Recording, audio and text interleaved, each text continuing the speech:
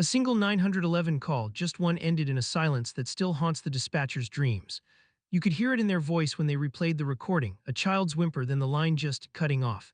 No goodbye, no scream, just empty air before the tape ended.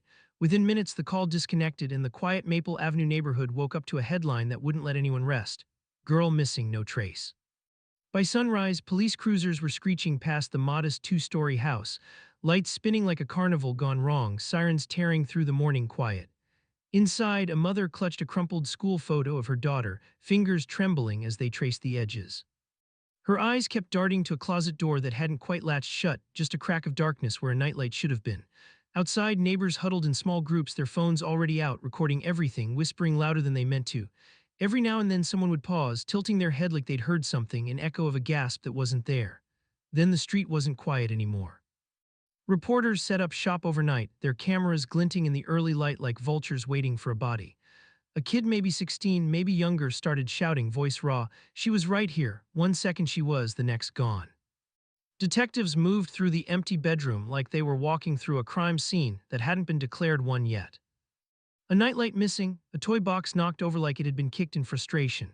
Every object in the room seemed to scream, but the only answer they got was a single damp fingerprint on the windowsill, cold to the touch. Hours later, the mayor stood in front of a crowd that felt more like a mob than mourners, promising a task force that might never feel like enough. "Your child's safety is our priority," he said, and his voice cracked just enough to make the cameras zoom in tighter. Behind him, an FBI analyst, someone who'd seen too many maps like this, stared at a wall dotted with red pins. Each one a case that went cold, each one a family still waiting. By dusk, the grief had turned to suspicion, sharp and ugly. Parents who'd never lost a child looked at each other sideways, wondering if this was some kind of sick joke or something worse. Then the rumor started slithering through the crowd, low and ugly. What if they're not even looking for her? The next morning, a search dog came back from the woods with something in its mouth, a blood-stained shoe half buried near the riverbank. The size matched the missing girl's, but the blood wasn't hers. It belonged to an adult man. Suddenly, the case wasn't just about a missing kid anymore. It was about lies. Lawyers filed motions before the ink was dry on the reports. The DA's office opened an inquiry that felt more like a trial than an investigation. And social media. Oh, it exploded, wild theories flying faster than facts. Kidnapping, staged abduction, people pointing fingers at everyone except the obvious. Within days, the story took over the news, nightly updates, true crime podcasts dissecting every word, living room debates turning neighbors against each other. The town's demand for answers grew louder, sharper, while the parents, they were drowning legal threats, moral accusations, cameras in their faces every time they stepped outside. Credibility note: this investigation draws on official reports and peer-reviewed research that dig into the messy, often ignored truth about missing kids and the families left behind. Parents don't always act the way we expect, and sometimes that's the first clue. Source: U.S. Department of Justice. Investigations into missing child cases often overlook parental actions that later emerge as intentional or staged, complicating prosecutions and public perception. DOJ report. The stakes, they're not just about finding a child. They're about whether a family's love could have twisted into something far darker. Investigators know the hard truth. The monsters aren't always hiding in alleys. Sometimes they're the ones tucking the kids in at night. A study from the National Institute of Justice backs it up. Parents in these cases can go from neglect to full-blown deception, using staged disappearances to throw off suspicion or play the victim. Source: OJP Journal. When this goes to trial, every piece of evidence will matter: phone records, forensic timelines, the way the parents cried on camera versus the way the science tells the story. The FBI's own files are full of cases where families spun alibis so tight, the truth only came out when the facts refused to bend. Source: FBI case study. In Maplewood now, grief has turned to something uglier. Neighbors who once shared recipes now share sideways glances, wondering who among them knows more than they're saying. Every unanswered question feeds the fire. Did they fake it to escape debt, or was it worse, something they thought they could bury forever? The answers are out there. They're in the lab reports, in the hushed tones of a courtroom, in the memories of the people who knew this family best. And as the investigation digs deeper, the pressure's building, not just on the investigators, but on every parent who's ever wondered if they'd recognize a lie if it stared them right in the face. This isn't just another missing person case. It's a test of trust, a question of how far a family will go to protect their secrets and how much the world is willing to believe before the truth finally cracks wide open. The next chapter, it's coming. And when it does, it won't just reveal a missing child, it'll expose the rot beneath the surface of a town that thought it knew everyone. Stay with us. The truth isn't what you think it is, and it's closer than you realize. This narration is presented by A.G. Roderista, a specialist in investigative documentary storytelling for the dark system. The views expressed herein are based on verified sources and do not constitute legal advice. Opening shot, a sleepy suburb at dusk. A lone porch light flickers on. The lens hangs over a child's abandoned bike, still standing, its handlebars a bit twisted. When a kid disappears, most folks instantly jump to the same conclusion: kidnapping by a stranger. That's the story that grabs headlines, powers Amber Alerts, and spurs a rapid police push. But what if the clues point not at a kidnapper, but at the very people meant to safeguard the child? When the body narrates a story the parents won't admit, missing, presumed innocent, or guilty, this isn't a tale about our assumptions, it's about what slips past us. Let's dive into the mind of a parent who fakes a disappearance. Not every missing child is abducted. Some are concealed by the very folks tasked with protecting them. Cut to a stack of police reports, pages flicking fast. A close-up catches a red ink note that reads, "Help me." The ink smears a bit, as if scrawled in a rush. The U.S. Department of Justice notes that probes into missing child cases often miss parental actions that later turn out to be intentional or staged, muddying prosecutions and public perception. Source: U.S. Department of Justice, Parental Behavior in Missing Child Cases, 2021. That blind spot isn't a fluke, it's just human nature. When a kid vanishes, our brains sprint to the worst case picture, especially since the opposite feels unimaginable.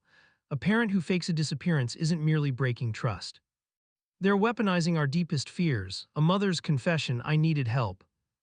But help from whom and at what price? Zoom in on a courtroom sketch. A woman in a blue blazer sits at the defense table, her face swallowed by shadow. Beside her on the bench, a tiny stuffed bear rests in a plastic evidence bag. One of the sneakiest motives here isn't cruelty, it's control. Parental conduct in missing child cases can swing from neglect to outright scheming, with staged vanishings meant to dodge suspicion or harvest sympathy. Source: Parents Who Kill Their Children, Motives, Means, and Opportunities, peer-reviewed journal, 2019. Consider Hallie Cummings. In 2011, the 5-year-old's disappearance dominated the news for months. Her mother, Crystal, turned into the public face of sorrow. But 3 years on, Hallie resurfaced alive, unharmed, now living with another family. The original story crumbled under scrutiny, revealing gaps in the parents' accounts. Source: When Should Parents Be Accused of Killing Their Children? The New York Times, 2012. The point was blunt: when a kid returns after years, the story flips. And when the story flips, the truth shifts too. Cut to a forensic lab. A technician in a white coat peers at a torn fabric fragment under a microscope.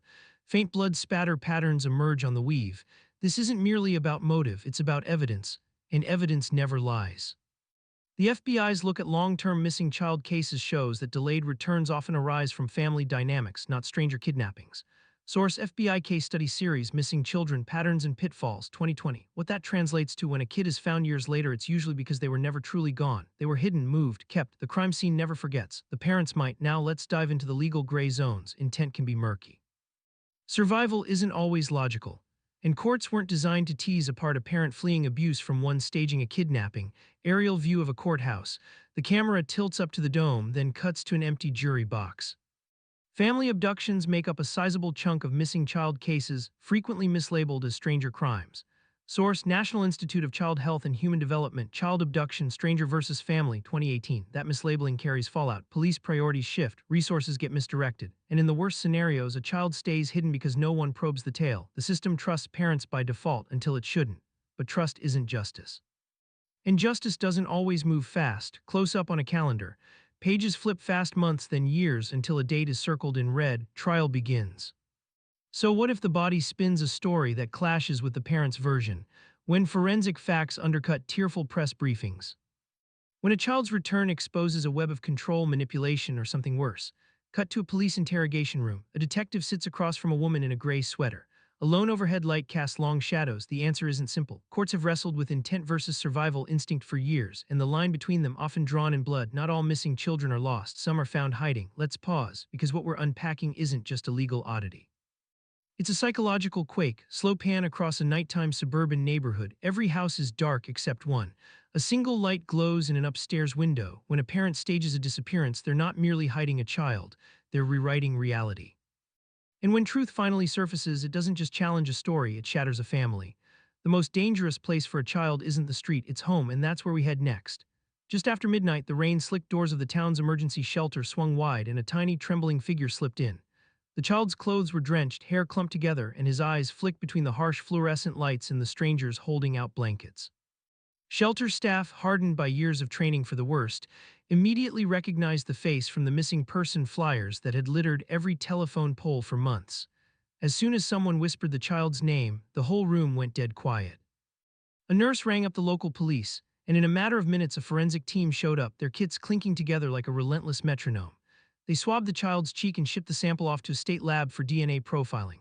When the results returned, the numbers lined up perfectly with the parents' genetic markers, a match that left no doubt. That DNA confirmation tore the disappearance story apart like a ripped photograph, laying bare a tale that had been built on nothing but absence. Beat Text Pop Source FBI Case Study. The parents who'd spent weeks doing press conferences and begging for any clue were led down to the precinct. Their faces, which had seemed composed, now betrayed a flicker of panic that had been hidden behind practiced smiles. The lead investigator spread the evidence across a steel table, DNA report, shelter intake log, and a timeline of the parents' movements during the weeks the child was thought missing. Beat Zoom. This isn't a stranger abduction, the investigator said, voice steady. It's a family abduction that ended with the child's return. Those words mirrored a NICHD study finding that family abductions make up a sizable portion of missing child cases, often staying hidden until a return forces the truth into view. Source: NICHD study. The parents' lawyer murmured they'd fight the DNA evidence, yet the forensic lab's chain of custody paperwork left no wiggle room for doubt. The DOJ report on missing child investigations points out that early assumptions of parental innocence can mask deliberate actions, and that later forensic findings flip public perception. Source: DOJ report. Within hours, a courtroom drama sprang to life.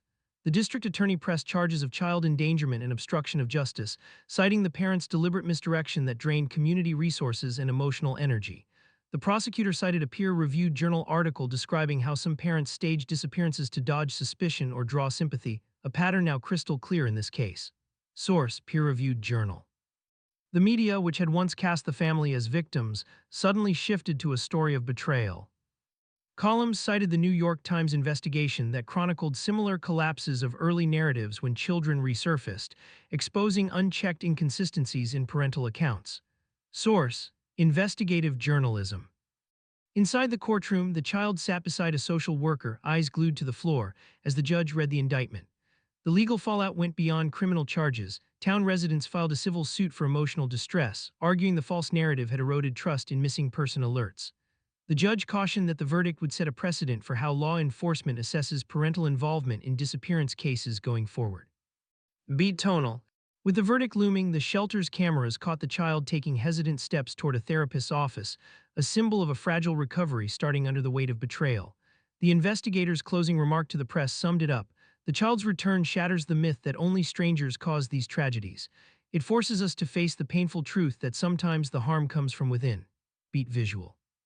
The courtroom doors shut, yet the reverberations kept echoing. Community groups set up town halls, bringing in experts from the FBI case study to talk about how families can spot warning signs earlier. The parents, now behind bars, faced a future of lawsuits and public scorn, their story a stark reminder that the line between victim and perpetrator can blur once the truth finally emerges. Beat Zoom. In the days after, the shelter's bulletin board, once jammed with missing child flyers, now held a single photo. The child, eyes bright, clutching a worn-out teddy bear, caption simply "found." The picture spread online, a visual testament to a child's resilience after surviving a manufactured nightmare, and to forensic science's power to rewrite a story once thought unchangeable. Source: FBI case study. The legal process is still rolling, but the immediate impact is obvious.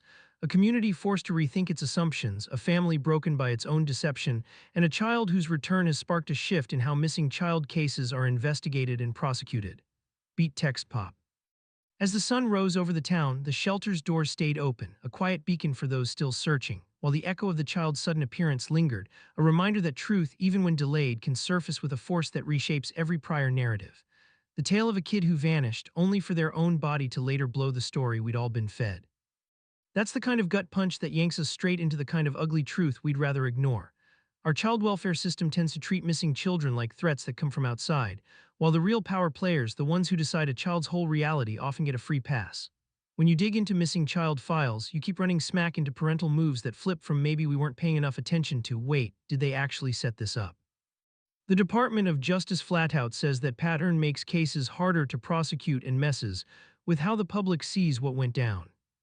Source DOJ report. And this isn't some rare fluke. Academics have charted the whole range of parental behavior in these probes, from we just didn't notice all the way to we cooked up this whole thing to dodge blame or milk sympathy. Staged disappearances aren't just a tactic, they're a tool. Source peer-reviewed journal. Take what the New York Times dug up about Hallie Cummings. Years after she disappeared, she walked back into the picture, and suddenly every lie her parents had spun unraveled in real time. Source investigative journalism. Even the FBI's case files scream the same warning. Kids who vanish for days or weeks usually aren't snatched by strangers, they're tangled up in family drama. That means it's time to stop pretending stranger danger is the main game and start treating household risk like the priority it actually is. Source, FBI case study. So if we finally admit that a huge chunk of missing child cases start and end inside the house, then our policies have to stop treating every case like a kidnapping thriller. Instead, we need checks that kick in the second a child goes missing, forced fact-based evaluations that size up parental fitness, mental health, and any history of violence before the story can curdle any further. Lawmakers could flip the switch today by forcing agencies to share data in real time, so Child Protective Services get a heads up the minute a parent's story takes a wild turn.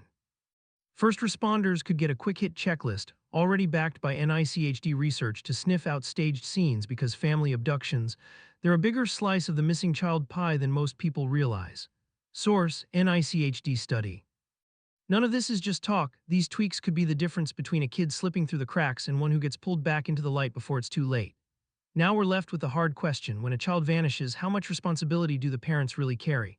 And how do we balance being fair with making sure the system still holds everyone accountable? Drop your take in the comments. Your voice helps steer the debate that actually reaches the folks making the rules. Want to peel back even more layers? Hit subscribe. Every new episode peels back another corner of how real change can keep the kids who need it most from slipping through the cracks.